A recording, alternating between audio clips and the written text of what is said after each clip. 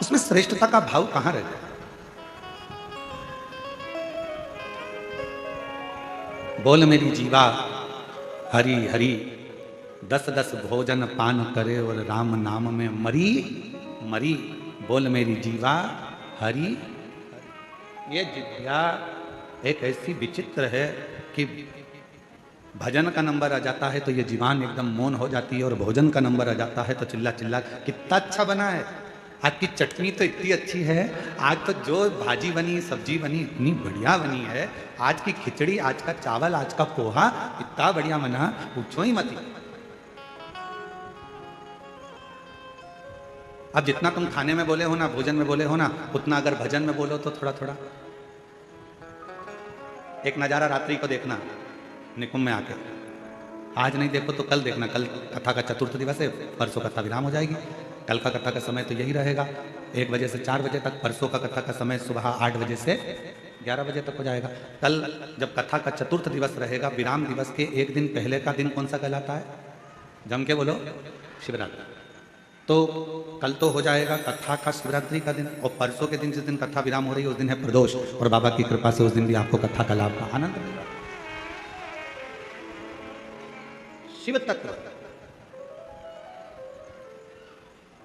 भजन में मन नहीं लगा, भजन में जिभ्या थोड़ा थोड़ा बोलती बोलती बोलती बोलती थक जाती, और जिभ्या तकी, फिर भगवान का नाम जाप स्मरण नहीं होगा।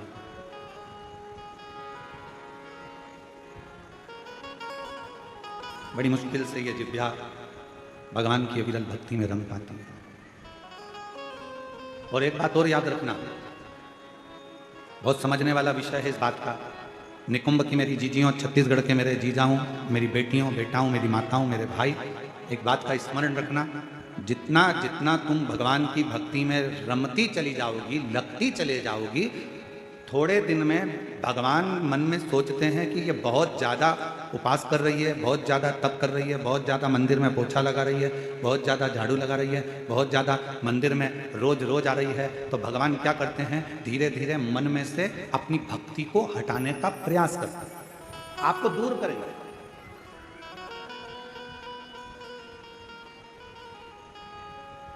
आपको अपनी भक्ति में से थोड़ा थोड़ा भगवान दूर करने का प्रयास करेंगे, जिससे ये मुझसे दूर हो जाए।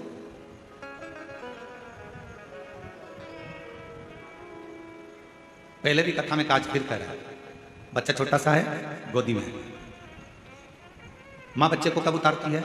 जब वो बच्चा खिलौने से खेलने लगता है। भगवान अपने भक्त को वैभव देते हैं, गाड़ी देते हैं, बंगला देते हैं, धन देते हैं, संपदा देते हैं, सत्ता देते हैं, सब कुछ देते हैं, और धीरे धीरे मेरे भोले बाबा आपको अपने आप से दूर कर लेते हैं। उस समय पर आपको चतुरता चाहिए। आप कितने भी व्यस्त रहो, आप कितने भी मस्त रहो, आप कितने भी काम में लगे रहो, पर मेरे शंकर भगवान का मंदिर मत छोड़ना, मेरे शिव का शिवालय मत छोड़ो, शिव पुराण मत छोड़ो, शंकर का भजन मत छोड़ो, मेरे महाकाल राजा का द्वार मत छोड़ो, मेरे कुबेर भंडारी का स्मरण मत छोड़ो। बहुत व्यस्त रखेंगे। और सबसे ज्यादा व्यस्तता कब होती है? जब आपका मंदिर जाने का समय होता है। आपने सोचा कि सवेरे टाइम नहीं मिलता तो मैं 10 बजे मंदिर जाऊंगी, तो भगवान सबसे ज्यादा व्यस्त तुम्हें 10 बजे कर देगा। तुमने सोचा कि मैं 10 बजे मंदिर नहीं जाऊंगी, शाम को 4 बजे जाऊंगी, जब सब दुकान चले जाएंगे, बच्चे स्कूल चले जाएंगे, सब अपने काम में लगे, 4 बजे मंदिर जाऊंगी, भगवान इतना व्यस्त कर देगा 4 बजे कि तुम मंदिर नहीं जाओ। फिर तुमने सोचा अब ऐसा नियम बनाती हूँ कि शाम को 7 बजे मंदिर जाऊंगी, सब आ जाएंगे, सबका खाना बना दूंगी, सबको घर में रुक के फिर मैं मंदिर। भगवान ऐसी व्यस्तता लाएगा कि 7 बजे भी तुम्हारा मंदिर का समय छूट जाए, तुम्हें दूर करेगा।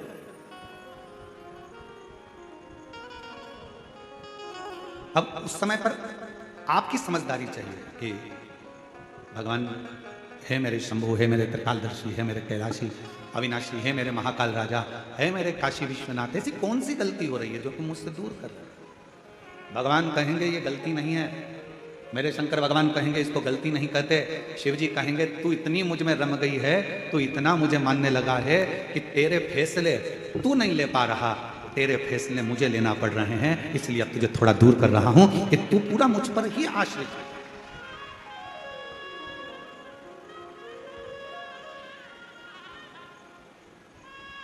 तारकासुर था असुर,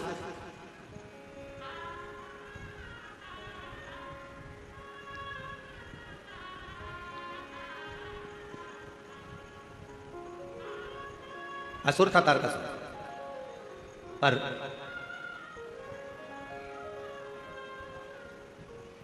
तारकासुर ने अपने बेटों को अपने पास में बुलाया, तारकाक्ष, विदुमाली और कमलाक्ष, तीनों को।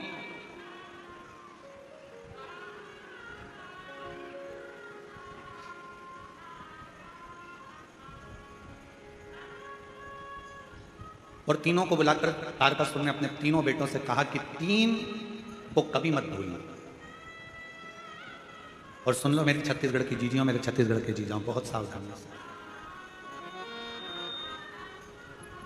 तारकासुर ने अपने तीनों बेटों को बुलाकर कहा कि तीन को कभी मत भूलना। पहले नंबर पर, मुसीबत में डालने वाले को कभी मत भूलो, ये बार बार मुझे मुसीबत में डाल देता है। दूसरा, मुसीबत से निकालने वाले को कभी मत भूलो, जो तुम्हें दुख से, तकलीफ से, मुसीबत से निकाल देता। और तीसरे नंबर का, मुसीबत में साथ देने वाले को कभी मत भूलो, जो तुम्हारे साथ में चल जाए। अब तारकासुर के तीनों बेटे तारकाक्ष, विदुमाली, कमलाक्ष की तीनों के अंदर एक प्रश्न खड़ा हुआ। क्या कभी असुरों की चित्तवृत्ति में भी कोई अच्छा प्रश्न आता है? कहा, अगर कुछ माता पिता के संस्कार अगर प्रबल हैं तो अच्छे प्रश्न क्यों नहीं आते? तारकासुर के तीनों बेटों के अंदर एक प्रश्न जागृत हुआ। और वो प्रश्न कौन सा था? तारकासुर के तीनों बेटों ने कहा, पिताजी आप कहते हो मुसीबत में डालने वाले को कभी मत भूलो, मुसीबत से निकालने वाले को कभी मत भूलो, और मुसीबत में साथ देने वालों को कभी मत भूलो।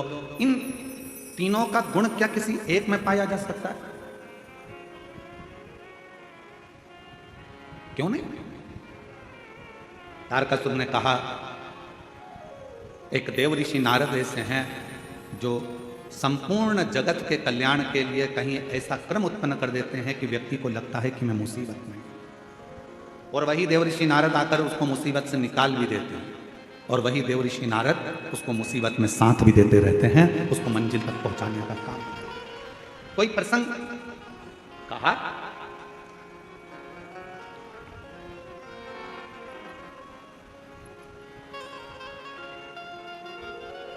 तारकासुर ने कहा, एक प्रसंग मेरे स्मरण में आता है। वो कौन सा प्रसंग है? कहा, वो प्रसंग है भगवान शंकर के नेत्र से रुद्राक्ष की उत्पत्ति हुई, और भगवान शंकर के नेत्र के जल से ही अंधकासुर की उत्पत्ति।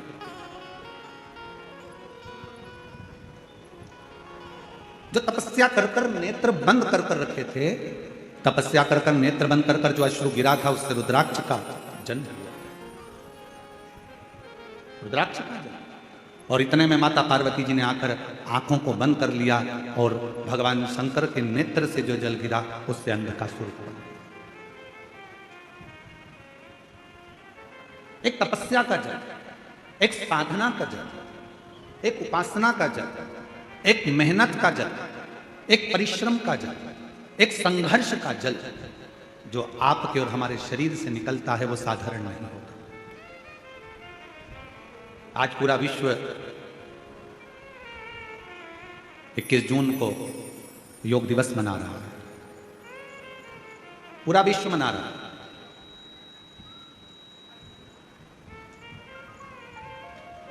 योग ऋषि बाबा रामदेव जी ने पूरे विश्व में इस योग की एक ऐसी अलख जगा दी कि केवल भारत देश ही नहीं, विश्व में भी इस योग दिवस को मनाया जा रहा है। और सभी को इस पवित्र योग दिवस की बहुत बहुत बधाई हो। संपूर्ण देश और संपूर्ण विदेश, जहाँ जहाँ पर सनातन धर्म है, वहाँ के सारे सनातनी स्वस्थ रहें, योग करते रहें और अपने जीवन को अलमस्त होकर जिएं। यही था। क्या ये तीनों क्रम, तारकासुर से तारकाक्ष ने पूछा, विदुमाली ने पूछा, कमलाक्ष ने पूछा, क्या ये तीनों क्रम एक व्यक्ति में है? नारद जी, ठीक है। क्या कोई चरित्र है जिसको हम सुन सके? क्यों नहीं? एक पवित्र चरित्र तारकासुर ने सुनाया। सुनो तारकाक्ष, विदुमाली, कमलाक्ष की। शंकर भगवान के नेत्र बंद करने से, उनके नेत्र से जो अश्रु निकला, उससे एक बच्चे ने जन्म ले लिया जिसका नाम था अंधकासुर। पार्वती जी ने उसको गोदी में ले लिया। अब बच्चा अगर जन्म लिया है, बच्चा अगर रो रहा है, तो बच्चे को पार्वती जी ने अपनी गोदी में लिया। गोदी में लिया तो शंकर भगवान से कहा कि ये मेरा पुत्र है। शंकर भगवान ने कहा ये तुम्हारा पुत्र नहीं है प्रभु, आपके द्वारा प्रकट हुआ है तो मेरा तो पुत्र ही रहेगा। यदि आपके द्वारा अगर प्रकट हुआ है तो ये तो मेरा पुत्र है। भगवान शंकर ने मना करा, इसको समुद्र में फेंक दो। पार्वती जी ने अंधकासुर को समुद्र में डाल दिया। हिरण्याक्ष ने उसको पाल पोस कर बड़ा करा, और हिरण्याक्ष ने पाल पोस कर बड़ा करा। उसको जब बड़ा करा, समय आया, बराह अवतार के रूप में भगवान श्री हरि ने, नारायण ने उस हिरण्याक्ष का वध कर दिया। अब जरा ध्यान देना कि नारद जी ने वो क्रम कैसे करे। नारद जी पहुंचे अंधकासुर के पास और अंधकासुर से कहा कि तुमने जिंदगी में कभी तप करा? जीवन में तुमने कभी साधना करी है, कभी आराधना करी है, कभी तप करा? नहीं। अंधकासुर को भगवान देवऋषि नारद ने तप में लगा दिया और ब्रह्मा जी से वर मांगा कि मैं कहीं ना मरूं, ऐसा वर मुझे दे दीजिए। तब कहा ऐसा हो नहीं सकता, मरना तो पड़ेगा। तब देवऋषि नारद से फिर पूछा अंधकासुर ने कि ब्रह्मा जी मुझे अमर होने का वर नहीं दे रहे, तो मैं वर कौन सा लूं? तो कह दिया एक वर मांग लो कि तुम्हारा तो कोई ना माँ है ना तुम्हारा कोई पिता है। हिरण्याक्ष ने तो तुम्हें पाला पोसा था, इसलिए तुम वर मांग लो। जिस दिन मैं अपनी माँ को गलत दृष्टि से देखूंगा, बस उसी दिन मेरे प्राण छूटे। नारद जी के कहने पर अंधकासुर ने वर मांग लिया ब्रह्मा जी से। ब्रह्मा जी ने तथास्तु भी कहा। अब तथास्तु तो कह दिया, समझ लेना था अंधकासुर को कि अगर ब्रह्मा जी ने तथास्तु कहा है तो इसका मतलब है कि मेरी माता कहीं ना कहीं तो होगी, ये निश्चित है। मेरी मौत अगर लिखी है तो मेरी माता कहीं ना कहीं तो होगी। दे दिया मैं। और समय आया, तारकासुर ने अपने पुत्र तारकाक्ष, विदुमाली और कमलाक्ष की तीनों से कहा, सुनो अब देखो, नारद जी का काम देखिए कि ये असुर था, इसको मरना था, इसके प्राण जाना थे, पर इसको तप साधना में लगाकर इसको वर दिलवा दिया। और वर दिलवाकर जब ये अपनी माता पार्वती की सुंदरता का बखान करेगा और पार्वती को अपनी अर्धांगिनी बनाने का जब प्रयास करेगा, तब इसके प्राण छूटेंगे।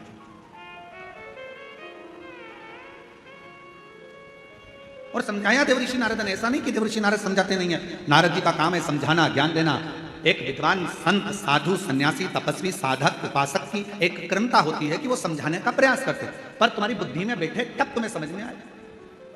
महाराज वो कहते हैं ना कि जब लड़के के लिए लड़की देखने जाते हैं तो फूफा जी जाते हैं, मामा जी जाते हैं, काका जी जाते हैं, बड़ा भैया जाता है, दामाद जाते हैं, सबको फोन लगाया जाता है, अरे दामाद जी तुम्हारे साले के लिए लड़की देखने जाना। अच्छा। अरे मामा जी तुम्हारे भांजे के लिए लड़की देखने जाना। फूफा जी तुम्हारे भतीजे के लिए लड़की देखने जाना। चलो, अब सबको ले जाकर लड़की वालों के यहाँ बिठा दिया और लड़की वालों के यहाँ पर लड़की चाय की ट्रे लेकर आई। तो जितने भी देखने गए थे ये सब आपस में मन में विचार करने लगे कि हम हमारे साले के लिए लड़की देखने के लिए आए हैं, हम हमारी भांजे के लिए लड़की देखने आए हैं, हम हमारे भतीजे के लिए लड़की देखने आए हैं। सब के सब जितने लड़की देखने गए थे सब ने विचार करा, अपना ही निर्णय गड़बड़ हो गया था तो फिर भांजे का निर्णय कैसे ले पाएंगे।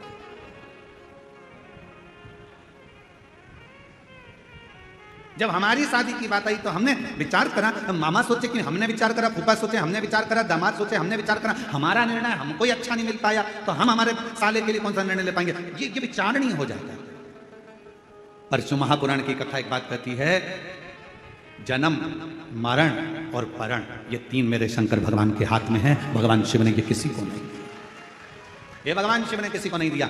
जन्म कब होना है, कहाँ होना है, कैसे होना है, कितनी बजे होना है, ये निश्चित स्वयं देवदेव महादेव करते हैं। मरण, मृत्यु कहाँ होना है, किस जगह पर होना है, भले तुम कहीं पर भी रहते हो पर तुम्हारी मौत जहां लिखी होगी, जब लिखी होगी, जिस जगह पर लिखी होगी, जिस घड़ी में लिखी होगी, उस घड़ी में, उस पल, उस समय में मृत्यु तुमको लेकर चली जाएगी। और अगर तुम्हारी मौत नहीं लिखी है तो चाहे दुनिया के लोग मृत्यु के घाट उतर रहे हों, बाबा भोलेनाथ उस व्यक्ति को कैसे भी काल के पंजे से निकाल कर बाहर ले आएंगे, कोई बच जाएगा और मालूम पड़ेगा कि मर जाएगा। और ये हुआ। अभी अहमदाबाद में एक घटना घटी, बोलो टीवी पर देखी थी कि नहीं देखी थी? अरे जम के तो बोलो, देखी थी। अहमदाबाद में घटना घटी, कितना अच्छे अच्छे सब सब अपने अपने भावों से जा रहे थे, सबके हृदय में भगवान समाहित था, सबके हृदय में शिव था। फ्लाइट में बैठ भी गए, फ्लाइट उड़ भी गई। उस कैंपस में मेडिकल कॉलेज के जो बच्चे थे वो भोजन कर रहे थे, उनको क्या मालूम था कि हमारी मौत यहाँ लिखी है, हमारी मृत्यु यहाँ लिखी है। वो फ्लाइट में उड़ने वालों को क्या पता था कि हमारी मृत्यु यहाँ लिखी है? किसको मालूम? किसी को नहीं मालूम कि मृत्यु कहां, कब, कैसे लिखी है। पूछा था मां पार्वती जी ने भगवान शंकर से, अमरनाथ की गुफा में बैठकर भगवान शंकर से पार्वती जी ने पूछा था, प्रभु मेरा एक प्रश्न का उत्तर दीजिए।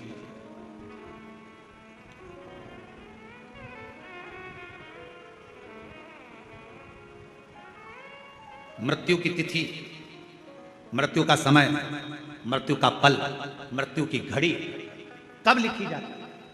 थोड़ा ध्यान देना, पूर्व में क्या हुआ है,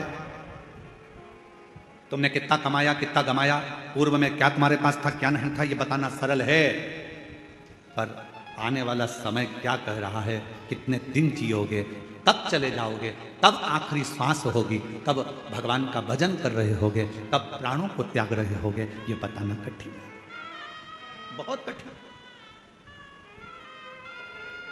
कोई कितना भी विद्वान संत बन जाए, कोई कितना विद्वान साधु बन जाए, कोई कितना विद्वान सन्यासी बन जाए, कोई कितना भी बड़ा महाराज बन जाए, वो बता नहीं सकता।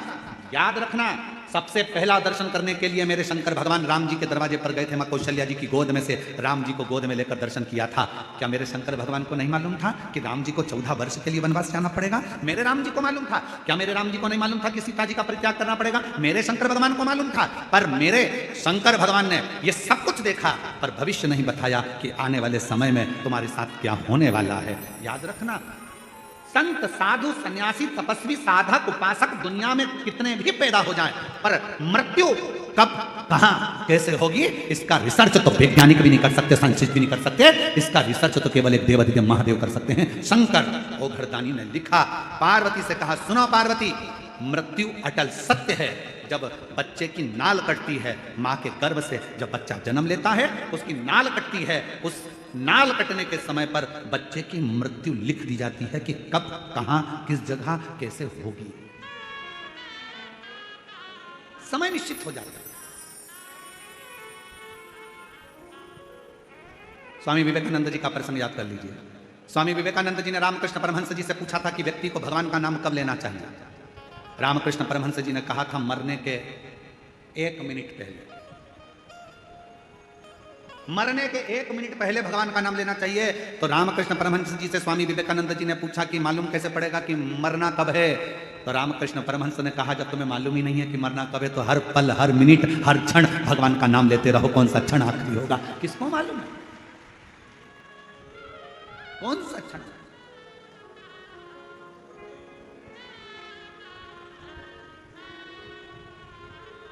और महाराज, अंत समय प्रभु आना पड़ेगा, वचन दिया तो निभाना पड़ेगा। आए ना आए प्रभु कुटुंब कबीरा, अंत समय प्रभु आना पड़ेगा, वचन दिया तो निभाना पड़ेगा। अंत समय प्रभु आना पड़ेगा। कौन आएगा, किसको मालूम? कब, कौन सा पल, कौन सी घड़ी, कौन सा क्षण, कब किसका आखिरी है। इसलिए शिव पुराण कहती है। कई माताएं सोचती है हम परसों के दिन कथा में जाएंगे, अब चौथे दिन संडे पड़ेगा ना, जब हम कथा में जाएंगे, और उससे पहले निपट गई तो किसको मालूम? अरे अभी सावन में अपने यहाँ कथा होगी ना, तब हम सुन लेंगे। हमने सोचा है सावन के महीने में हमारे पास में कथा होगी, तब हम सुनेंगे। और सावन से पहले निपट गई तो क्या बात है?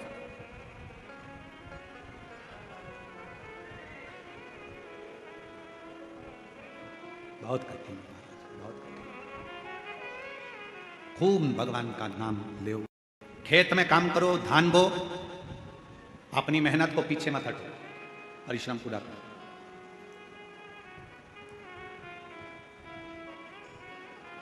अभी छत्तीसगढ़ में एक चीज हमको देखने को मिल रही है, देखने को मिल रही है, इसलिए हम कहने में पीछे नहीं आते, भले किसी को बुरा लगे चाहे भला लगे। अभी हमको देखने को मिलता है कि कई किसान वर्ग के लोग, गांव के लोग अपनी अपनी ज़मीन को बेचकर शहर चले जाते हैं और सोचते हैं कि शहर में बहुत सारा सुख होगा, बहुत सारा सुख शहर में होगा।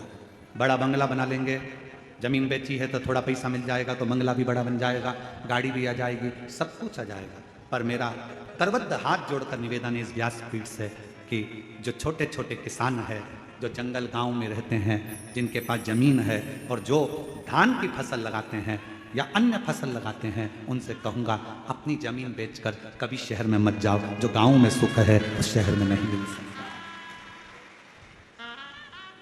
जो अपने गांव में सुख है वो शहर में नहीं। शहर की चमक जरूर लग रही है कि यहाँ गाड़ी मिल सकती है, बंगला मिल सकता है, शहर में पानी मिल जाएगा, शहर में ये मिल जाएगा, एजुकेशन मिल जाएगा, सब कुछ मिल जाएगा। शहर में तुम्हें गाड़ी भी मिलेगी, पैसा भी मिलेगा, धन भी मिलेगा, बंगला भी मिलेगा। तुम जमीन बेचकर जाओगे तो तुम्हारे पास ढेर सारा धन भी होगा, सब कुछ होगा। शहर में सब कुछ मिल सकता है, पर शहर में तुमको जो शांति और प्रेम चाहिए वो प्रेम और शांति गांव के सिवा कहीं नहीं मिल सकती।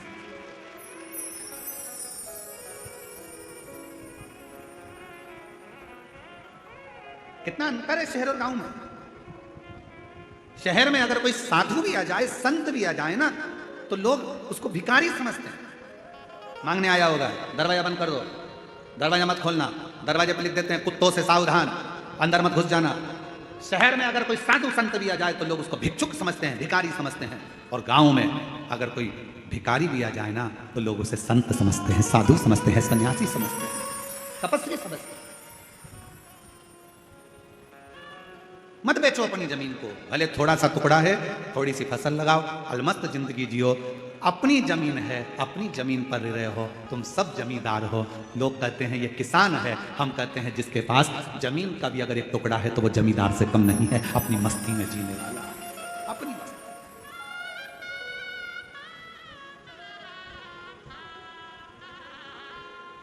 थोड़ा अलमस्त रहो। अपने जीवन को जितना प्रसन्नता में जीने का एक लक्ष्य बना सकते हो वो छोटे से गांव में ही बना सकते हो।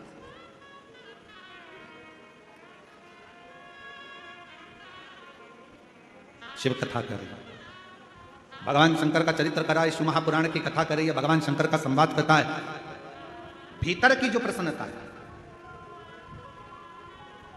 देवऋषि नारद ने अंधकासुर को भगवान की भक्ति में लगा दिया। अब वो विचार करता है कि वर मिल गया, वर मिलने के बाद उसने विचार करा कि मुझे शादी करना है, कोई अच्छी लड़की मिल जाए। जो लड़की थी कहा, शिव जी उसको ब्याह कर ले गए। माता पार्वती जी की सुंदरता की ओर उसका मन डोल गया, मन उसका विचलित हो गया पार्वती जी की ओर, और आखिरी में पार्वती जी को लेने गया। उसको नहीं मालूम था कि ये मेरी माँ है, इसने जब मेरा जन्म हुआ तो गोदी में मुझे ले लिया था, और मुझे गोदी में लेकर ये निश्चित हो गया था कि ये मेरी माता हो। जब बच्चे की नाल कटती है उस समय पर निश्चित हो जाता है कि इसकी मृत्यु कब हो, कहां मरेगा, किस जगह मरेगा, किस जगह प्राण छूटेंगे, जल में, थल में, वायु में, विमान में आदि, कहां, गाड़ी में, घर में, जहां उसके प्राण छूटने का होता है वहां का लिख दिया जाता है। अपने जिले में, अपने क्षेत्र में, अपने प्रदेश में, दूसरे प्रदेश में, दूसरी जगह में, कहां लिखा वहां जाता है, वहां।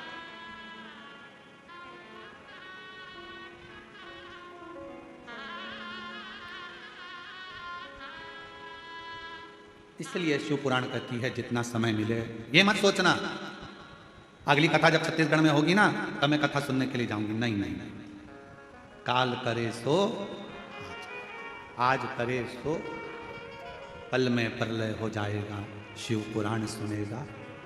आज मिला है, चल पहुंचो। बहुत सारे प्रश्न हैं दुनिया की दृष्टि में, बहुत प्रश्न। एक बहन ने एक प्रश्न लिखा कि गुरुजी हम हमारे नर्मदा जी का दर्शन करने के लिए हम जबलपुर के पास बेड़ा घाट गए, वहाँ से हम शंकर जी का छोटा सा शिवलिंग लेकर आ गए, हम उसकी प्राण प्रतिष्ठा करे बिगर हम उसका पूजन कर रहे हैं, हमारे पास में प्रतिष्ठा का पैसा नहीं है, हम उसकी आराधना कर रहे हैं, क्या हमें पुण्य मिलेगा? क्यों नहीं मिलेगा? लिंग पुराण में, शिव महापुराण में, नर्मदा पुराण में, स्कंद पुराण में सब में तो वर्णन किया कि मां नर्मदा जी के जल से अगर कोई कंकर भी निकलता है तो वो शंकर है। उस शंकर की प्रतिष्ठा की जरूरत नहीं होती, वो अपने आप में प्रतिष्ठित होता है। आप उस उसकी आराधना करिए, कौन मना कर रहा है? आप उसके जल चढ़ाओ, पूजन करो, आराधना करो।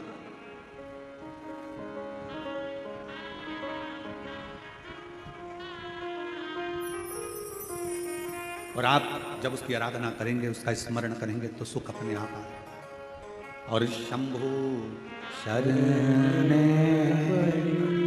मांगू घड़ी रे, दुख काटो दया करी दर्शन आपो। बहुत सारे प्रश्न हैं। गुरु जी, हम क्या भगवान का नाम ले सकते हैं? हम रजस्वला धर्म में हैं, क्या भगवान को पुकार सकते हैं? द्रौपदी का चरित्र कहता है कि द्रौपदी रजस्वला धर्म में थी, दुशासन बाल खींच कर लेकर गया, भरी सभा में खड़ा कर दिया, चीर खींचने लगा। आखिरी में द्रौपदी ने अपने गुरु जी से पूछा, गुरु द्रोणाचार्य से कहा, गुरुदेव कोई नहीं बचा रहा, मेरे पति नहीं बचा रहे, मेरे काका ससुर, काकी सास बैठी, अंधकार यहाँ पर धृतराष्ट्र गांधारी बैठे, वो नहीं बचा रहे, कोई बचाने को तैयार नहीं है, भीष्म पितामह नहीं बचा रहे, गुरुदेव आप बताओ मैं क्या करूं? तब गुरु जी ने कहा, एक काम कर, वो द्वारका नाथ को पुकारना प्रारंभ करते हैं। भगवान को पुकार। द्रौपदी कहती है मैं रजस्वला धर्म में हूं, रजो धर्म है मेरा, मैं भगवान को पुकारूं। हाँ आएगा। रजो धर्म के समय पर भी द्रौपदी ने अपना मंत्र का स्मरण करा। शिव महापुराण की कथा कहती है, भगवान का नाम, तुम शुद्ध हो अशुद्ध हो, तुम स्नान करे हो ना करे हो, तुम कहां बैठे हो उससे भी मतलब नहीं। शिव पुराण की कथा कहती है भगवान का नाम कहीं पर भी पुकार सकते हो। कई लोग कहते हैं हॉस्पिटल में हम रुद्राक्ष पहनकर जा सकते हैं, क्यों नहीं? हम ऐसी वैसी जगह पर रुद्राक्ष धारण कर क्यों नहीं? सर्वस्वता शिव का सर्वस्व। क्या तुलसी की माला में गलत क्रम नहीं आएगा? रुद्राक्ष में गलत क्रम नहीं आएगा? अरे शिव महापुराण की कथा कहती है कि तुलसी जिस पात्र में डल जाती है उसको भी प्रसाद कर देती है, रुद्राक्ष जिसके गले में डल जाता है उसको भी शिवमय बना देता है। इसमें क्या सोचना? क्या हम मंत्र जाप करें? करो नाम जाप, भगवान का नाम लेते जाओ, तुम कैसे भी हो प्रभु का नाम लो, प्रभु का। श्री शिवाय नमस्तुभ्यं, श्री शिवाय नमस्तुभ्यं। सब बोलो, सब जितने भी बैठे हैं, लाखों की संख्या में आप लोग आए, कोई पंडालों में जगह नहीं है, रोडों पर आप लोग बैठे हो, दिल से बोलिए, भाव से बोलिए, श्री शिवाय नमस्तुभ्यं, श्री शिवाय नमस्तुभ्यं, श्री शिवाय नमस्तुभ्यं, श्री शिवाय नमस्तुभ्यं। भगवान का नाम कहीं पर कभी भी कैसे भी किसी भी घड़ी किसी भी पल किसी भी क्षण पुकार सकते। रात्रि को नींद ना आए, बैठ जाओ, 2 मिनट भगवान का नाम पुकारो। कोई काम अड़चन आ गई है, परिश्रम करो, मेहनत करो, कुछ देर भगवान के नाम का स्मरण करो, भगवान आएगा, आएगा। जब कब कहाँ कैसे प्राण जाएं ये कोई भरोसा नहीं। अंधकासुर ने सोचा कि मेरे प्राण जाएंगे ही नहीं, मेरी तो कोई माँ है ही नहीं, मेरी माता ही नहीं है तो प्राण जाने का काम ही क्या? पर उसको क्या मालूम था कि मृत्यु निश्चित है। संसार सागर में अगर आप आए हैं तो मौत तो निश्चित रहे, जाना तो पड़ेगा। प्राण इसलिए निवेदन है उसको पुकारना। अंत समय प्रभु सब बोलो, सब पड़ेगा, वचन दिया तो निभाना पड़ेगा। आए ना आए प्रभु कुटुंब कबीरा, अंत समय प्रभु आना पड़ेगा, वचन दिया तो निभाना पड़ेगा। अंत समय प्रभु आना पड़ेगा। पुकारते रहो, वो आएगा जरूर, उसको जपते रहो, वो सुनेगा जरूर, आएगा। उसको पुकार, सुन, शिव कथा करें। आखिरी में अंधकासुर ने पार्वती माता पर गलत दृष्टि दे दी और उसके प्राण चले गए।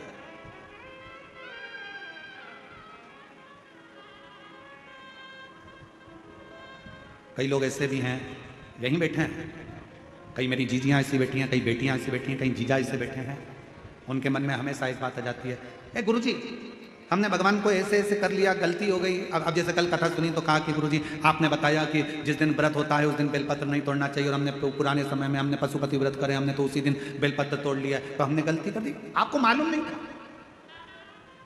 आपके स्मरण में नहीं था, आपको याद नहीं था। और जब तक मालूम नहीं रहता, स्मरण में नहीं रहता, याद नहीं रहता, तो सोच लेना चाहिए कि हमारा शंकर हमें माफ करता चले जा रहा है, हमारा शिव हमें माफ, हमारा शंकर माफ कर रहा है, ये निश्चित है, हमें स्मरण में नहीं था। अब बार बार पीछे का सोचो, बार बार पीछे का स्मरण करो तो आगे बढ़ पाओगे क्या? अरे बोलो तो जम के, बढ़ पाओगे? नहीं। अरे ऐसा हो गया, अरे वैसा हो गया, अरे ये हो गया, अरे वो हो गया, बार बार पीछे का याद कर। हिरण और शेर में क्या अंतर है? हिरण 90 किलोमीटर पर घंटे की स्पीड से भागता है। कौन? अरे बोलो तो, हिरण। हिरण 90 किलोमीटर पर घंटे की स्पीड से भागता है, और शेर 60 किलोमीटर पर घंटे की स्पीड से भागता है। दोनों में तेज कौन दौड़ता है? अरे बोलो जम के बोलो, हिरण। वो 90 किलोमीटर पर घंटे की स्पीड से हिरण भागता है, और शेर 60 किलोमीटर पर घंटे की स्पीड से भागता है। फिर भी हिरण का शिकार शेर कर लेता है। हिरण का शिकार शेर कर लेता है। क्यों? कैसे? किस लिए? ऐसा क्या हुआ कि हिरण 90 की स्पीड से भाग रहा है, शेर 60 की स्पीड से भाग रहा है, और उसका शिकार कर लिया जाता है? कैसे? तो शिव महापुराण की कथा का एक संवाद याद रखना। हिरण 90 की स्पीड से भाग रहा है, पर हिरण पीछे पलट पलट कर रुकता, पलट कर देखता, फिर भागता, फिर पलट कर देखता, फिर भागता। हिरण अपना आधे से ज्यादा समय पीछे देखने में लगा देता है, इसलिए 60 की स्पीड में दौड़ने वाला भी शेर 90 की स्पीड वाले का शिकार कर लेता है।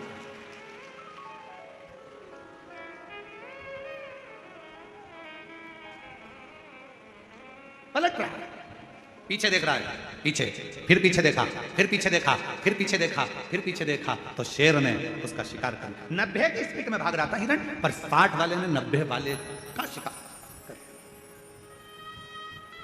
पीछे पलटने के चक्कर। और आपसे निवेदन है मेरी छत्तीसगढ़ की जीजियों, मेरे छत्तीसगढ़ के जीजाओं, मेरी बेटियों बेटाओं, आपसे निवेदन है। कई बेटियां कहती हैं मैंने पहले एग्जाम दिया, 4 बार एग्जाम दिया, 5 बार एग्जाम दिया, मैं क्लियर नहीं कर पा रही हूँ, मैं सीए बनूंगी कि नहीं बनूंगी, डॉक्टर बनूंगी कि नहीं बनूंगी, मैं ये वाला एग्जाम पास करूंगी कि नहीं करूंगी, मैं ये कर पाऊंगी कि नहीं कर पाऊंगी, मैं इंजीनियर बन पाऊंगी कि नहीं बन पाऊंगी, मैं कलेक्टर बनूंगी कि नहीं, मैं एसपी बनूंगी कि नहीं बनूंगी। ये पीछे तुमने कितने भी एग्जाम दिए उसको मत देखो, तुम्हारी स्पीड 90 की होना चाहिए। अच्छा पढ़ो, मेहनत करो, संघर्ष करो और दौड़ते रहो, आगे बढ़ते रहो, फिर तुम्हारा शिकार कभी नहीं होगा, तुम एक दिन अपने सिंहासन पर बैठ कर ही रहोगे। एक पत्र है, अच्छा है, शंभू शंभू।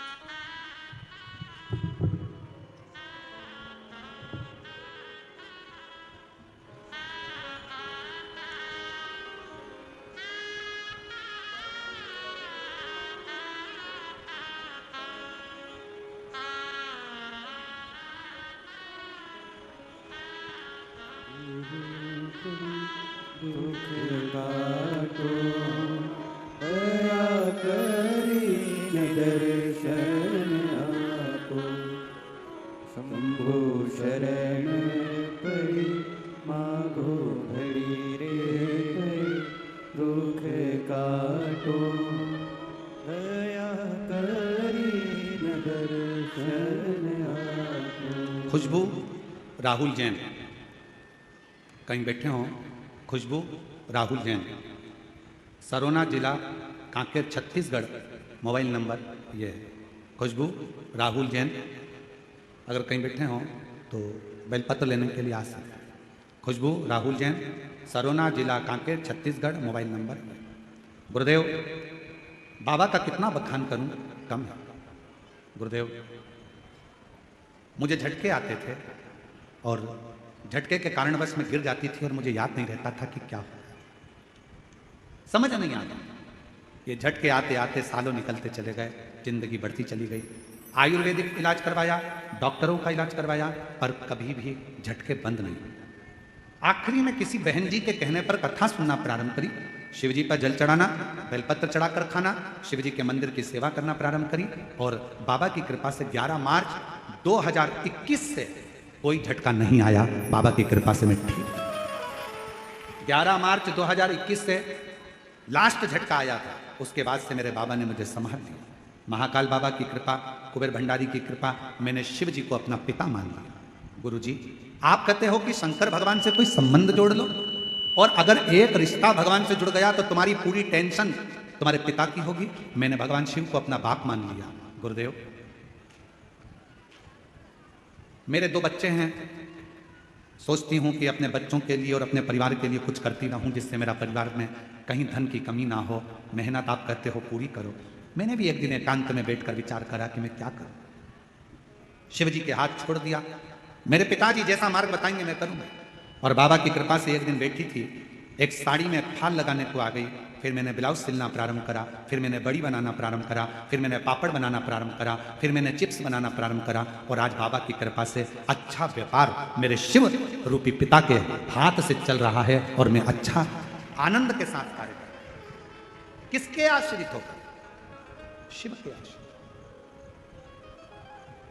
शंकर के आश्रित। एक पत्र और देखो,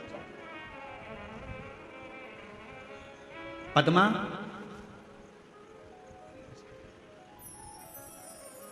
जरा पढ़ के बताओ क्या लिखा है। पद्मा सहाला कि साहला?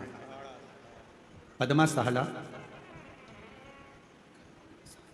जामसार कला थाना डोंगर गांव से हूँ। कहीं बैठी हो तो हाथ हिला सकती हैं। पद्मा सहारा जामसारा कला थाना डोंगर गांव से हूँ। बाबा व्यासपीठ को प्रणाम करती हूँ। गुरुजी, मेरे भोले बाबा की माला का वर्णन करूं, उसकी स्मरण करूं। बहुत गरीब थी गुरुदेव, कभी कभी तो 2 दिन भूखा ही रहना पड़ता था। जरा पत्र को आप लोग पढ़ेंगे तो आपको स्मरण में आएगा। बहुत गरीब थी, कभी कभी 2-2 दिन भूखा रहना पड़ता था। मैंने बहुत कुछ सहे गुरुजी, फिर भी मैंने बाबा पर पूर्ण भरोसा कर लिया। आप कहते हो शिव जी को छोड़ना नहीं, मुझे लगता है दिल से अगर शंकर भगवान को पकड़ा तो शंकर भी हमको नहीं छोड़ते हैं गुरुदेव। हमने शिव को पकड़ लिया, विश्वास करना आपने सिखा दिया। आपने कहा कि मेहनत, परिश्रम, संघर्ष और शंकर का भरोसा कभी नहीं छूटता। बस वही मन में था। गुरुदेव, मेरा बड़ा बेटा नौकरी में लग जाए, मैं बाबा से प्रार्थना करती थी। मेरे छोटे बेटे की आंख से दिखाई नहीं देता, आंखें कमजोर थी। मैं बाबा से प्रार्थना करती कि बाबा मेरे बेटे की नौकरी लग जाए और मेरे बेटे को दिखना प्रारंभ हो जाए। उसकी आंखों में दिखाई नहीं देता, बहुत परेशान। करूं तो करूं क्या? शिव पर भरोसा करा।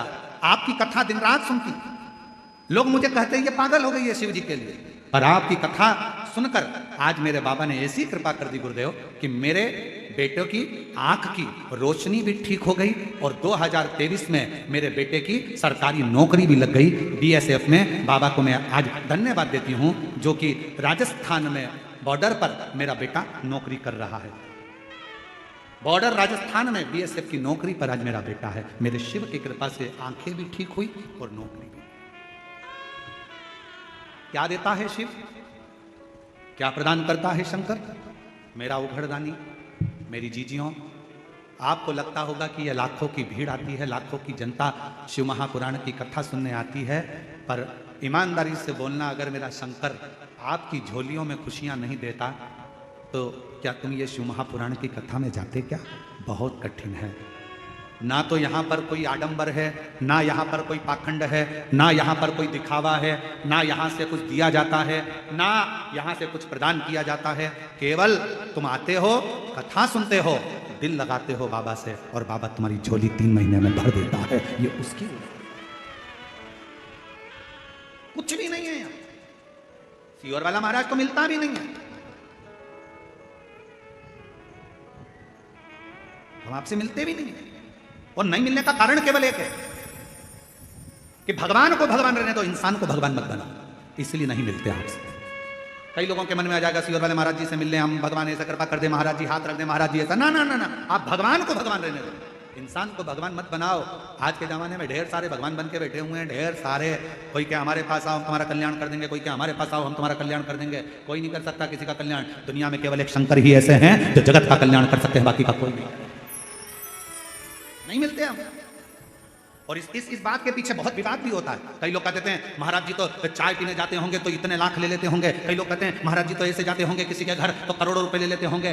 ना ना ना ना, हम चाय तो हमारी जिंदगी में आज तक मुंह पे रखी नहीं, क्योंकि हमारे घर में जब हमारी परिस्थिति ऐसी थी तो हमारे यहाँ चाय बनाने के लिए दूध का भी पैसा नहीं था। तो हमें स्मरण में है हमारी माँ थोड़ा सा कहीं से अगर गुड़ मिल जाता था तो पानी में घोल कर उसको दे देती थी, होठ पर लगा लेते थे तो लगता था कि चाय ऐसी होती होगी। उस परिस्थिति से निकले हैं तो आज तक चाय मुंह पे रखी नहीं, उस परिस्थिति का स्मरण। क्यों नहीं, नहीं। आप और हम भी भगवान के एकांत में बैठकर शिव नाम का भजन करें, स्मरण करें, चाकरी करें, मंत्र जाप करें, और आप भी शिव से लगन लगाओ, उसकी ओर जाओ जिसकी जरूरत है। सीहोर में भी आओ। हमने एक बार कथा में कहा था, आपके घर के नजदीक में अगर शंकर जी का मंदिर है, आप रोज शिव जी के मंदिर में जल चढ़ाने के लिए अगर जाते हो, तो हमने कहा था उसके बीच में अगर तुम्हारी मौसी का घर पड़ जाए, मामा का घर पड़ जाए, सहेली का घर पड़ जाए, रिश्तेदार का घर पड़ जाए, बेटी का घर पड़ जाए, माँ का घर पड़ जाए, तो भी उस रिश्तेदार के घर मत जाना, सीधे मंदिर, मंदिर से सीधे घर आना, क्योंकि शंकर भगवान तब क्या देकर भेज देगा तो वो खजाना लेकर अपने घर जाएंगे। सीहोर कुबेरेश्वर धाम पर आओ तो यह सोचकर आना कि मैं अपने पापा के घर जा रही हूं, मैं अपने पिता के घर जा रही हूं, मैं अपने बाबुल के घर जा रही हूं। ऑटो वाला कहेगा यहां ले चलता हूं, वहां ले चलता हूं, ये करता हूं, वो करता हूं। नहीं, मुझे मेरे पिता के घर लेकर चल, मुझे मेरे कुबेरेश्वर धाम लेकर चल। मैं रेलवे स्टेशन पर उतरी और बाबा से कहो कि मुझे मेरे बाबा के घर लेकर चल। देगा तो मेरा बाप देगा, और जो बाप देगा वो दुनिया में कोई नहीं दे सकता है। मेरा शंकर मुझे, मैं उसके आधीन हूं।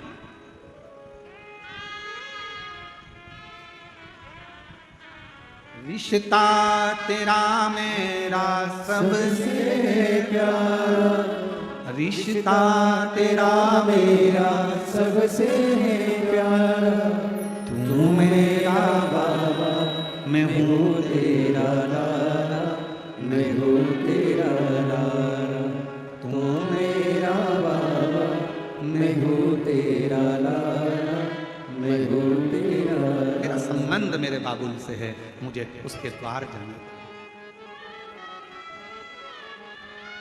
एक हमारे शैलेंद्र भाई बहुत अच्छा एक देवी का स्मरण भजन गाते हैं, वो स्मरण में आता है कि अब ना रोको ना रोको माँ के द्वार जाने, अब ना रोको ना रोको माँ के द्वार जाने दो, माँ के द्वार जाने दो, माँ के द्वार जाने दो, अब ना रोको ना रोको माँ के द्वार जाने दो, अब ना रोको ना रोको माँ के द्वार जाने दो। एक बार जाने दो मुझे, एक बार जाने दो, एक बार जाने दो मुझे, एक बार जाने दो, अब ना रोको ना रोको माँ के द्वार जाने दो, अब ना रोको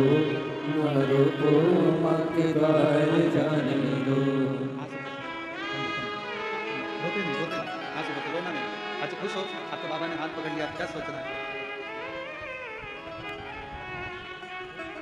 खुश हो, बाबा खुशबू जैन, जिसने शिव पर भरोसा कर कर बाबा ने हाथ पकड़ा और बाबा की कृपा से आज अग्रणी। अब ना रोको माँ के द्वार जाने दो, एक बार जाने दो मुझे, एक बार जाने दो, एक बार जाने दो मुझे, एक बार जाने दो, अब ना रोको माँ के द्वार जाने, अब ना रोको माँ के द्वार जाने। वो उसके द्वार, उसकी चाकरी, उसकी शरणागति, कहीं नहीं जाऊंगी, भटकूंगी नहीं, कहीं नहीं। उससे कहूं दिल की बात, भटकूं नहीं।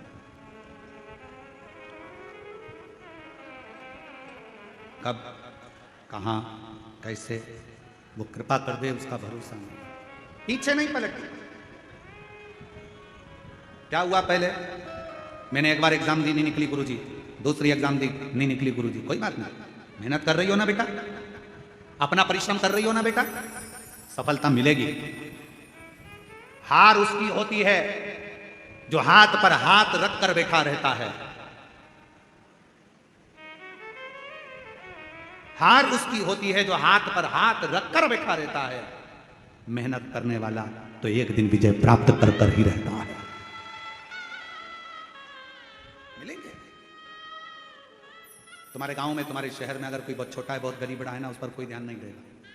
बहुत गरीब बड़ा है, बहुत छोटा है, उस पर कोई ध्यान नहीं देगा। पर वही व्यक्ति अगर बड़ा हो गया, वही व्यक्ति धनपति हो गया, वही व्यक्ति विद्वान हो गया, उसी को लोग पूछने लगे, उसी को लोग जानने लगे, तो लोग फिर ताना भी देना प्रारंभ करेंगे। छोटे हो, छोटे बने रहोगे, कोई ना पूछेगा, छोटे हो कोई ना ध्यान देगा। पर जैसे ही तुमने पद प्रतिष्ठा यश वैभव प्राप्त करा, आपके ऊपर ताने भी लगेंगे, गाली भी लगेगी, अपशब्द भी लगेगा। सील ठप्पा लगना कोई साधारण बात नहीं है महाराज, डिग्री प्राप्त करना कोई साधारण बात नहीं है महाराज, सील ठप्पे लगना कोई साधारण बात नहीं है। मीराबाई के जीवन में सोचो, सांप का पिटारा आया, शेर के सामने जंगल में छोड़ दिया, कितना कष्ट मिला मीराबाई को। पूछा मीराबाई ने, मैं गिरधर की गिरधर में रहा और मुझे इतना कष्ट सहना पड़ रहा। संत रविदास जी महाराज के चरणों में बैठकर मीराबाई ने पूछा, गुरुदेव, ओ गुरुदेव। संत रविदास जी के चरणों में बैठकर मीराबाई पूछती है, गुरुजी मुझे इतना कष्ट सहना पड़ रहा, मैं गिरधर की गिरधर मेरा। संत रविदास जी महाराज जी ने कहा, मीरा, जो भगवान के करीब में आता है, जिसको भगवान अपना बनाकर पृथ्वी पर जन्म देता है, उसको दुनिया के ताने, गाली, अपशब्द बहुत सहना पड़ता है, क्योंकि भगवान के हो रहे हो, भगवान ने तुमको जन्म दिया है और उसके लिए जी रहे हो, तो बहुत सहना पड़ेगा, बहुत सहना पड़ेगा, बहुत।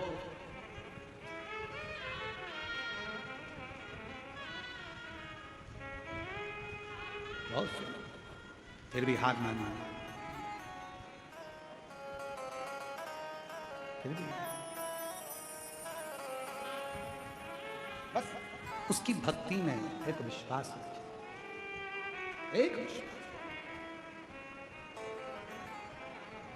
और अब ना रोको माँ के द्वार जाने दो, अब ना रोको माँ के द्वार जाने दो, अब ना रोको माँ के द्वार जाने दो, अब ना रोको माँ के द्वार जाने दो, माँ के द्वार जाने दो, मुझे एक बार जाने दो, माँ के द्वार जाने दो, मुझे एक बार जाने दो, माँ के द्वार जाने दो, मुझे एक बार जाने दो, माँ के द्वार जाने दो, मुझे एक बार जाने दो, अब ना रोको माँ के द्वार जाने दो, अब ना रोको माँ के द्वार जाने दो, अब ना रोको माँ के द्वार जाने दो, अब ना रोको माँ के द्वार जाने दो।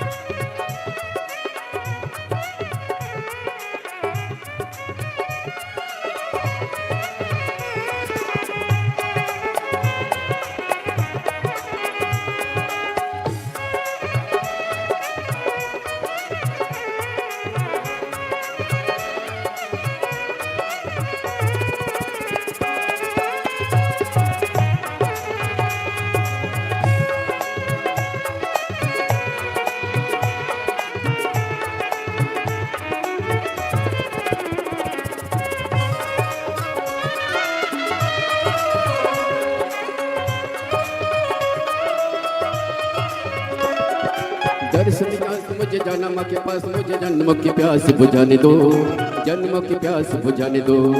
दर्शन किए मुझे जाना माँ के पास, मुझे जन्म की प्यास बुझाने दो, जन्म की प्यास बुझाने दो। दाती माँ के चरणों में स्वर्ग जैसे जन्म के शीश झुकाने दो, मुझे भी शीश झुकाने दो। अम्बे रानी महारानी का मुझे प्यार पाने